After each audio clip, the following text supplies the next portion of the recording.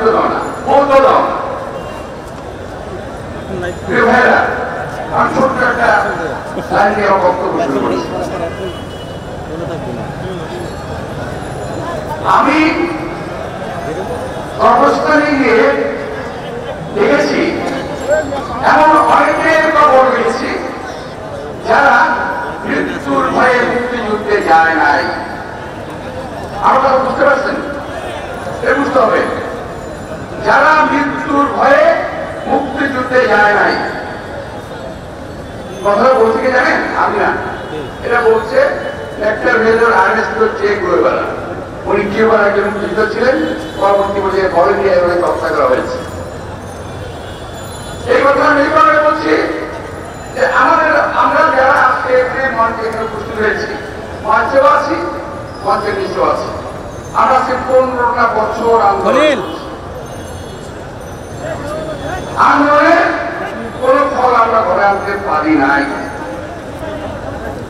এবার আমরা এখন প্রশ্ন করি যে কেন হচ্ছে না, আমরা নিজেরা নিজে জিজ্ঞেস করি যে আমরা যথাসময়ে আমরা মাঠে থাকি না। অনেক দুঃখের কথা বললাম, কেন বললাম? 28 তারিখে যে আন্দোলন আমরা করেছিলাম, সেই 28 তারিখে কিন্তু ফলাফল চূড়ান্ত হয়ে যেত যদি আমরা পরে একটা মিছিল নিয়ে দাঁড়াতে পারতাম। কিন্তু কেন পারি নাই? মৃত্যু ভয় ছিল, রক্ত দেওয়ার ভয় ছিল। যদিও আমরা হাজার কণ্ঠে বলি খালেদা জিয়ার ভয় নাই, রাজপথ ছাড়ি নাই, খালেদা জিয়ার কিছু হলে চলবে আগুন ঘরের ইত্যাদি স্লোগান দিই।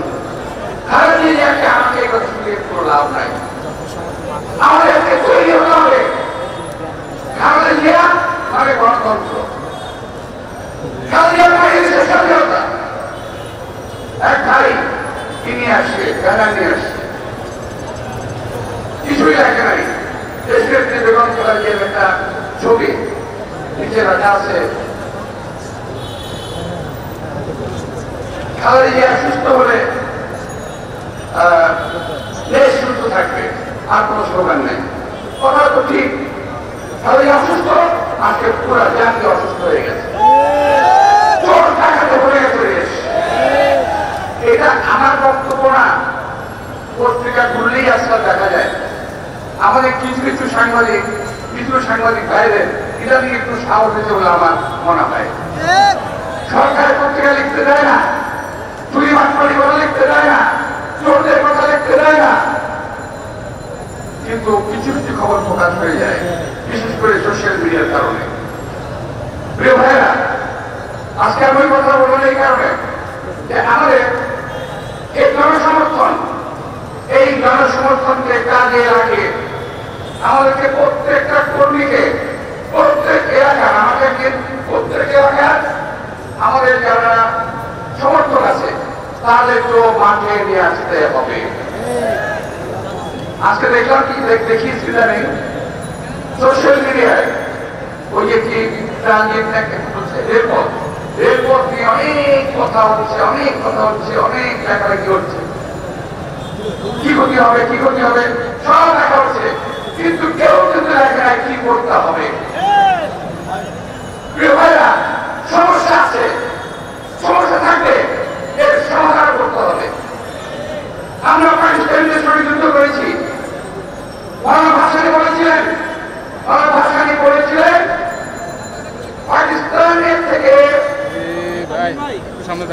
বললেন পাকিস্তান থেকে মুক্ত হয়েছি, দিল্লি দাসত্ব করার জন্য নয়। কথা প্রিয় ভাইরা, ইদানিং এই কথার উপরে আমাদের বিরোধী দলের ক্ষেত্রে থাকছিলাম, আমাদের আলের সাহেব খুব হয়েছে ভীষণ।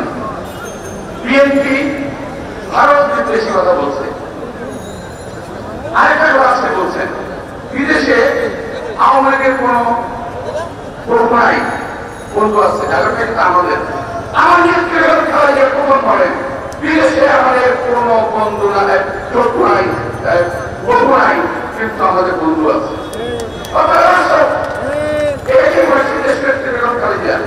কথা আজকে ওদের ব্যবসা করেছেন যে আমাদের বিদেশে আমাদের বন্ধু আছে।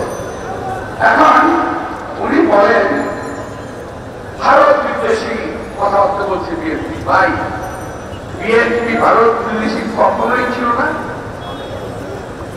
আমরা বলছেন আর আমরা ভাইকে বলছেন, আর বলতে কি বলবো ভাই, বলছে বাংলাদেশকে আওয়ামী লীগকে ভারতের সেবাদাস হিসেবে উনি আমাদেরকে বলতে চায়, পরিচিত করতে চায়। আরে ভাই, আমাদের পরিচিত এখন আপনার হন নাই, এখন কি আপনার সঙ্গেই বলছেন সবকিছু দিয়ে দেওয়ার পরে সব এনেছেন কি, আনলেন কি? যাই হোক, এখন আমরা কাউকে যারা এই কথা বলে ভারতের বিদ্বেষী কথাবার্তা বলছে, তারা ভারতের নাগরিক হলে আমি আপত্তি করতাম না।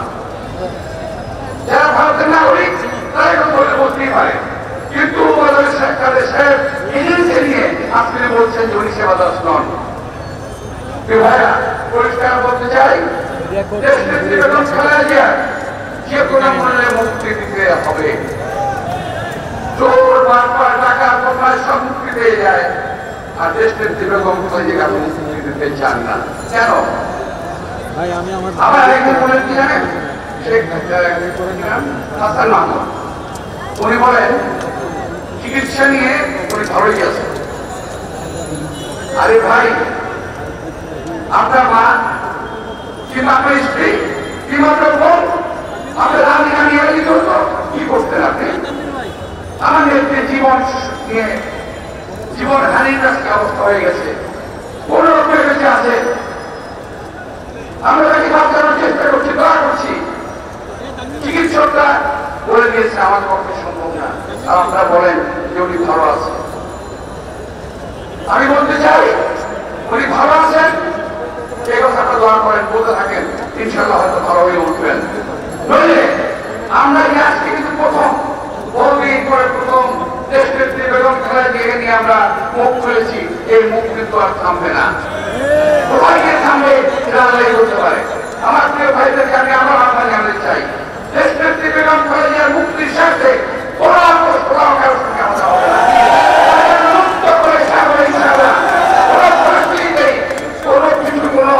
আমরা মেনে চলবো না। দেশের বেগম খালেদা জিয়ার মুক্তির লক্ষ্যে বিএনপি কর্মসূচি দিয়েছে, আরো কর্মসূচি আছে। তারপরেও আমরা দেশকে মুক্ত করবো। আমরা চিকিৎসার কথা বলি না, এখন আমরা টায়ার্ড হয়ে গেছি। আমরা এখন অভাব চুরির কথা বলি না, আমরা টায়ার্ড হয়ে গেছি। এখন দেশনেত্রী, একমাত্র দেশনেত্রী আমাদের ওনাকে মুক্ত করতে হবে। ওনাকে এই দেশের স্বাধীনতা সার্বভৌমত্ব বজায় রাখতে হবে। দেশনেত্রী বেগম খালেদা জিয়ার বিকল্প শেষ কথা বলতে চাই, সেটা হলো আওয়ামী লীগ এবং গণতন্ত্র কখনো একসঙ্গে চলে না। আওয়ামী লীগ এবং গণতন্ত্র পাশাপাশি যায় না। আর খালেদা জিয়াকে আপনি গণতন্ত্র বাংলাদেশে চলতে হবে না। গণতন্ত্র আসবে, খালেদা জিয়া আসবে। খালেদা জিয়া আপনি গণতন্ত্র নাই, খালেদা জিয়া নাই, গণতন্ত্র নাই। প্রিয় দেশবাসী, প্রিয় ভাইরা, ইনশাআল্লাহ নিরাশ না হয়ে আমরা আগামী দিনে আরো ভোট থেকে হাতে দাঁড়িয়ে চাই, এই দেশকে বেগম খালেদা মুক্ত করতে পারি। দেশ মাতা বেগম